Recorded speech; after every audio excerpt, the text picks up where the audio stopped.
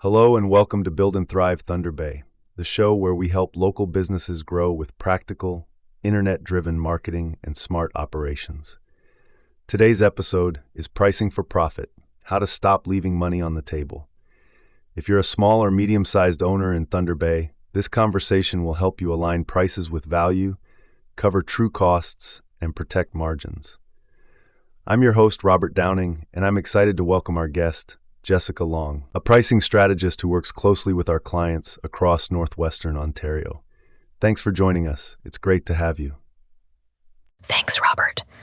I'm thrilled to be here and to talk pricing in a way that's concrete for Thunder Bay operators. My work is about helping owners hit target profit and owners pay without burning trust with customers. We'll keep this practical. Numbers you can run, conversations you can have, and decisions you can implement this month. Whether you run a trades crew, a boutique, a cafe, or a professional practice, the goal is the same. Price in a way that reflects value, covers fully loaded costs, and supports healthy, resilient growth, and will keep it friendly. I appreciate how you made that outcome-oriented. Before we get tactical, let's set the North Star. Many owners start with what competitors charge or what feels fair and then hope profit shows up later. You teach the opposite. Profit targets first, price second. For a Thunder Bay business with payroll, rent, and seasonality, how should they define a clear profit goal and translate that into prices? What numbers matter most, and how do you make room for owners' pay without shocking customers or losing work to bigger franchise competitors? Where should they start practically today? Start with an annual target for owner's pay plus profit, then work backward. Example, you want $120,000 in owner's pay and $80,000 in net profit, so $200,000 after all expenses. Add operating expenses, say $300,000, and you need $500,000 in gross profit after direct costs. If your average gross margin rate is 40%, your required revenue is $1.25 million. From there, translate to monthly, weekly, and daily revenue, and finally to price per unit or per hour. The key is being explicit. Document the numbers and make prices carry the plan rather than hoping utilization fills the gap. Every single time. Clear math, thank you. Now to see whether current prices can deliver that plan, you recommend a quick but rigorous pricing audit. Many owners know top sellers, but not which items actually drive profit or which customers are profitable. Walk us through a fast audit of the top 10 products or services, including margin per item, margin per hour, and customer profitability. And while we're there, where do hidden costs usually hide? And how should owners separate fixed versus variable costs to calculate contribution margin with confidence?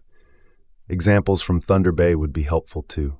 Pull a 12-month sales report and rank your top 10 by revenue. For each, calculate average selling price, direct costs, and gross margin dollars. Then add time, minutes or hours to deliver, including setup and cleanup, to get margin per hour. Next, tag transactions by customer and compute gross margin by account to identify unprofitable relationships. Hidden costs often include admin time, rework, travel, packaging, payment processing fees, delivery, warranty service, returns or shrinkage, software, and share of rent and utilities.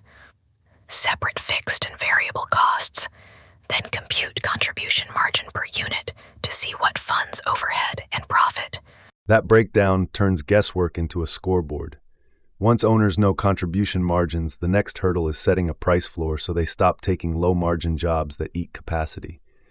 You often stress utilization and fully loaded costs, not just materials plus labor.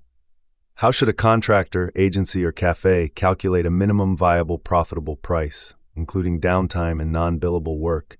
And how do they think about capacity so they don't promise more than the team can profitably deliver during peak tourist months? And how to enforce it consistently? Add up fully loaded hourly cost, including wages, payroll burden, benefits, tools, vehicles, software, rent, and reasonable downtime. If a technician costs $42 per hour in wages, the fully loaded cost might be $70 to $80. Add target profit per hour, say $30, and your floor is $100 to $110 before materials. For cafes, do the same per menu item using standard recipes and average prep time. Capacity matters. Assume realistic utilization, not 100%. If a crew is billable 70% of the week, prices must carry the other 30%. Enforce the floor with estimator checklists and manager approvals. Say no to jobs below it. Great.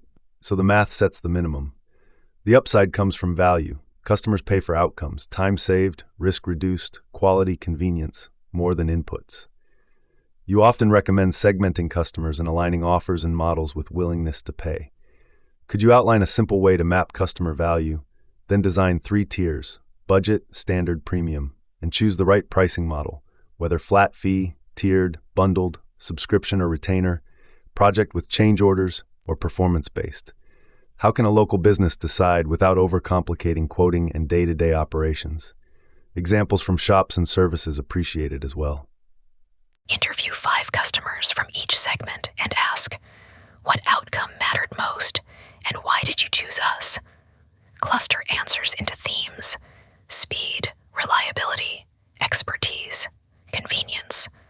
Build 3 tiers that ladder those outcomes. Budget solves the core job with limits. Standard adds convenience and responsiveness. Premium adds priority access, guarantees, and proactive extras. Choose models that match delivery. Flat fees for clearly scoped items, retainers or subscriptions for ongoing value, project pricing with documented change orders for variable work, and selective performance bonuses when measurable outcomes exist. Keep quoting simple with a 1-page menu using outcome-focused names and exclusions. I like the 1-page menu. It reduces friction. Let's add presentation and leakage. Price psychology matters. How we frame choices, the order we present, and the words we use can lift acceptance without trickery. At the same time, uncontrolled discounting quietly erodes profit. Talk us through ethical psychology, anchoring with a high-value package, decoys, charm pricing, clear names, and then how to tighten discounting with a written policy. Finally, where do bundles, add-ons, upsells, and cross-sells fit to raise average order value while still feeling helpful to customers? Examples would be great here. Lead with the premium package to anchor value, then present standard as the sensible choice. Use a decoy that is close in price to premium, but missing a key benefit to steer attention. Charm pricing can help on retail, but round numbers often feel more executive in services. Name packages by outcome, not bronze, silver, gold. Create a discount policy.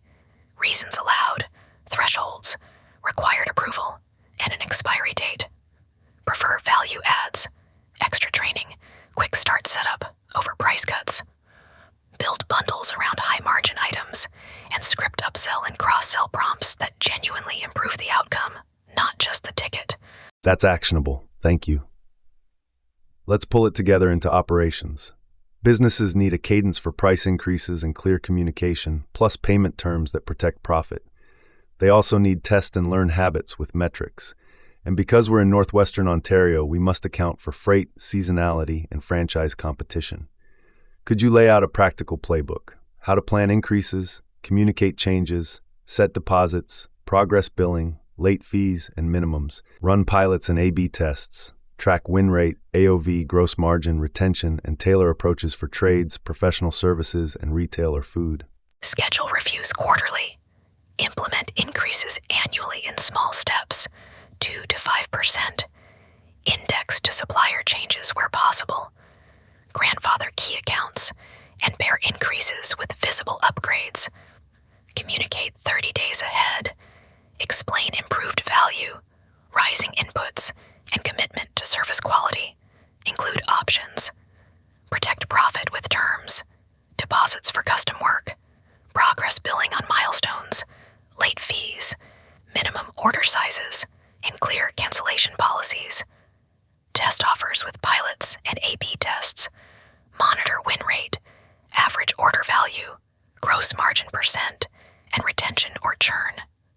Localize for Thunder Bay. Budget freight. Plan for tourism peaks and winter slowdowns. Watch franchise promos. Use POs and accounting reports, simple margin calculators, and time tracking. Hold a monthly pricing huddle. Train staff to explain value and handle objections confidently. That ties the whole system together, and I appreciate how practical those steps are for our Thunder Bay listeners. Today we covered setting profit targets before price, auditing your top sellers, finding hidden costs, separating fixed and variable expenses, and calculating contribution and price floors. We explored value mapping, tiers and models, psychology and discount discipline, plus bundles and add-ons that lift average order value. We finished with a cadence for increases, clear communication, protective terms, testing, localization, and team training. Thanks for listening to Build and Thrive Thunder Bay. I'm Robert Downing. Until next time, price with purpose and thrive. Subscribe, share, and send us your pricing wins.